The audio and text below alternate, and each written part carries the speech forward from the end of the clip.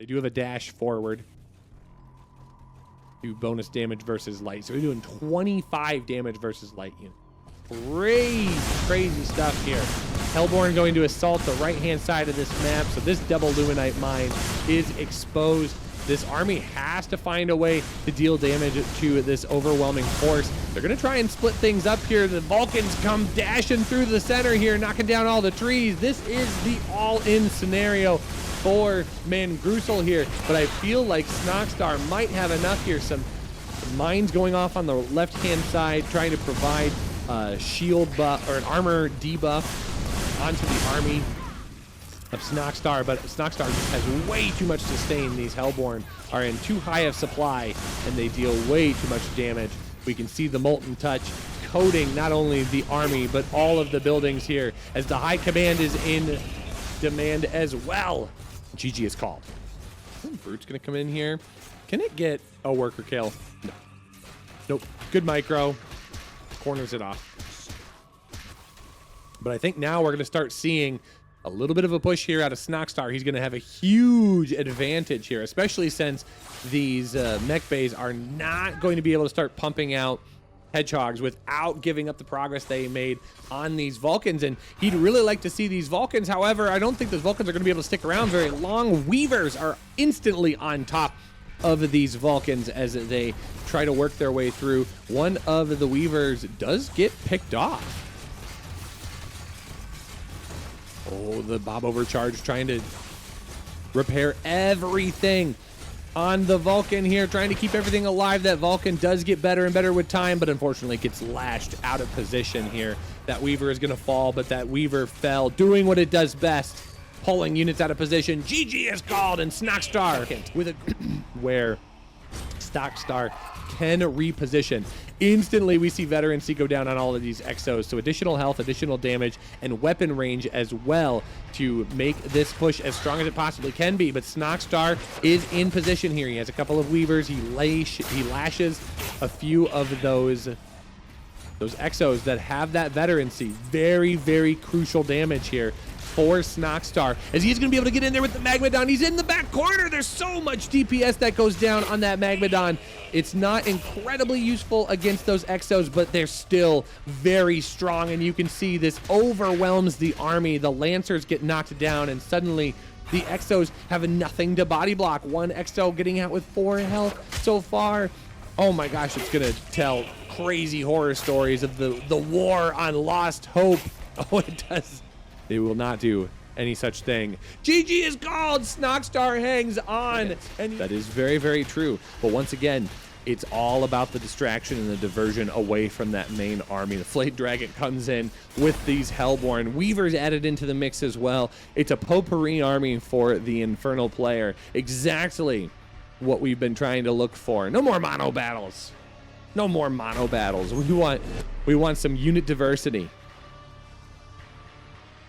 But it seems as if Aureil is going to start falling apart here. It's 233 to 131. This now should probably be the final engagement here. Blade Dragon is going to come on in. He does use his Plague Breath to coat this army in infestation, and as these units die, they are going to pop out 2 fiends at a time. The Hellborn just putting down so much DPS. There is not a whole lot that Aureil can really do here, as the supply for Aureil plummets into the ground. This is starting to look all but the GG call. Additional bases starting to expand on the right-hand side of the map.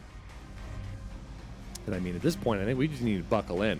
We've got a long, drawn-out game coming down the pipe here. Now, that could change if Aureil goes a bit too far forward here. This army is strong, but there's so much ground to cover here against Snoxtar, who has such a beautiful concave on these units. Now you can see those Kree taking lethal damage, and they can continue to move around, but that is not going the way that Aureil planned here. Snoxtar just has too much covering for these Hellborn that are able to start moving forward here. These Hellborn are going to trade relatively well against those Sabers in the Cabal.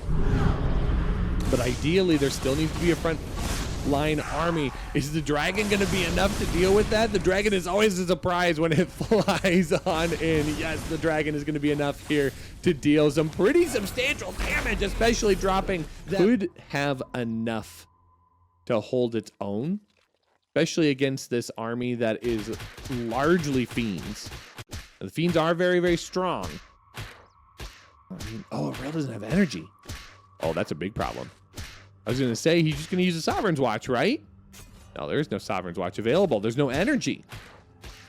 Only now are we starting to see some additional power banks being brought in to the map, and that is going to limit the amount of protection that can happen. Oh, I think, oh, he uses the wrong one. Oh, yeah, this is a problem. Yeah, this is the base that you really needed to protect Aureil. That was not the destination. That was the journey, my friend. And I think this journey is going to quickly come to an end here. You will be able to harass this, but this is the final collection array in this game. It's being forced to be lifted up. Aureil now has no mining because this prism still bullied into the top left-hand corner. And are there enough gaunts here? One of the gaunts does go down. This DPS is very fragile. Yeah, immediately drop into the ground to create a creation chamber. That's probably the smartest way to play that, but this really does need more units, and Snoxtar is on one base right now. He's all in on this idea. He brings a couple of the brutes over to the main base as well, going to try and harass in a couple of different locations. There is no production yet over in the main base. There is one creation chamber.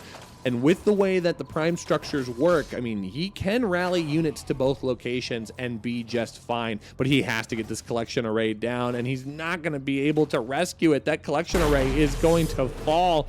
I think Aureil is going to have a difficult time trying to get out of this situation here, losing his power banks into the main base as well. He's in such a power deficit at this point. Oh, tapping out. GG is called, and are going to find lots of damage on these big units now. There is a shield bubble down on the Vulcan, so that did extend its life a little bit. Shadowfall comes over the land. Mixu has not found a great way to deal with all of this damage happening in the back of his base. The Graven is finally going to clean this up, but it's going to come at the cost of the main army here in the center of the map. The floor is indeed lava as Snoxtar is able to push on forward with Spriggans in his army. He's got a spring in his step and a Spriggan in the air. Good positioning here at the outset of the third base location. I mean, if we finish cleaning this up, essentially, yes. I mean, there are a few workers remaining at this point, but now this is so much damage done here to Mixu's economy that Snoxtar is going to be able to run rampant, and any damage that gets done at this point is just icing on the cake. Mixu's going to have to tap out. This is for the blue Vanguard player. Snoxtar is going to try and take advantage of the center.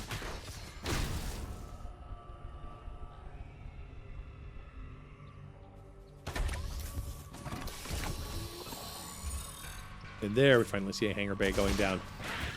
So we will get some air units into the mix. It wouldn't surprise me to see Hornets. Ooh, some really nice Magmadon drops. We have not seen that as a composition style lately for Infernal players, but wow, this is really putting down a lot of pain. It actually cleans up the entirety of this army. This third base is now completely exposed. This might just be enough damage to call GG, I'm not sure, but Snoxtar, wow, with some very oppressive play here. He's definitely going to get that third base location. That's going to get knocked down. The Magmadon drop was not on Mixu's bingo card here in game number 2. GG, yeah, he's going to have to tap out. A lot of damage to this Vulcan if they ever get a chance to punch them. Spending a lot of time punching out all of those Lancers, doing the bubble. Imagine that this is going to start slipping away from Mixu here, but he is managing to get a great amount of damage done, even with all of the heals here, not able to keep that Vulcan alive, being able to pull units back and forth. Snoxtar is trying his hardest to lock in and secure victory in this game.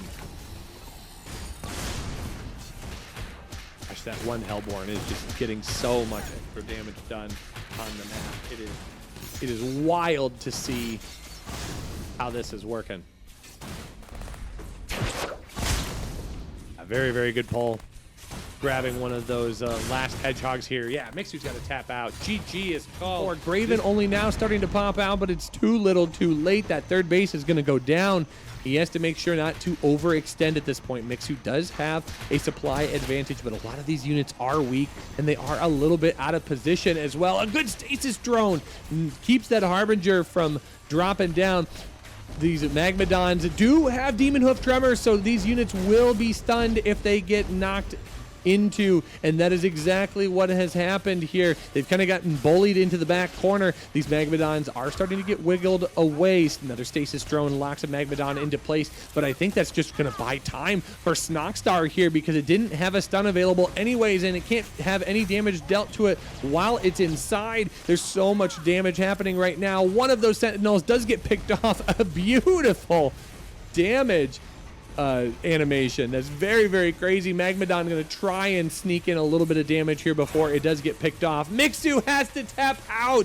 Snoxtar has secured the victory. It's over. GG is called, and Snoxtar is the victor of today's tournament. GG well played.